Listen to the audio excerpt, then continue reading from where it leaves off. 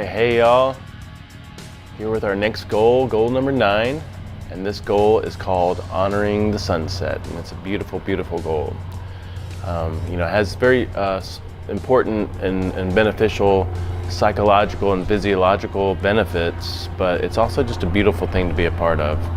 So remember, we talked about setting circadian rhythms, and setting circadian rhythms in large part is due to our light exposure.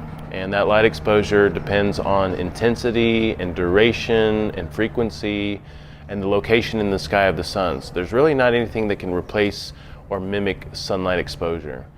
And we already have a couple of goals that we're using to help us set our circadian rhythms, and one of them is brightening up the first part of the day and getting sun exposure that first part of the day.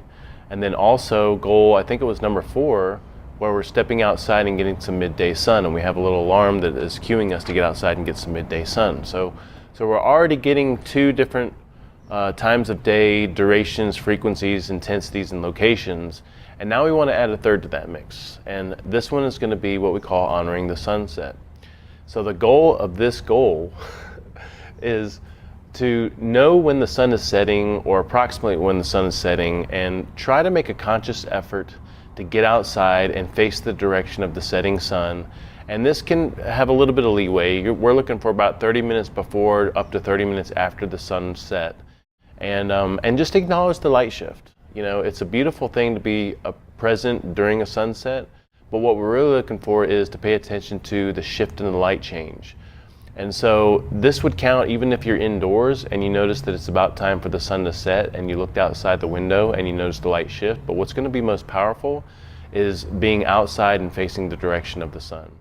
So what we want to do for this goal is determine the approximate time of our sunset, and there's a couple of ways that you can do that on most phones. I know if you have an iPhone, the weather setting or the weather application, if you look at the hour-by-hour weather, you'll see that there's a sunrise and a sunset time.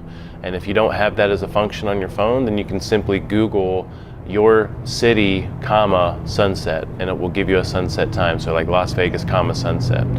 And then you can set an alarm in your phone if you want to, or just kind of be peripherally aware of it.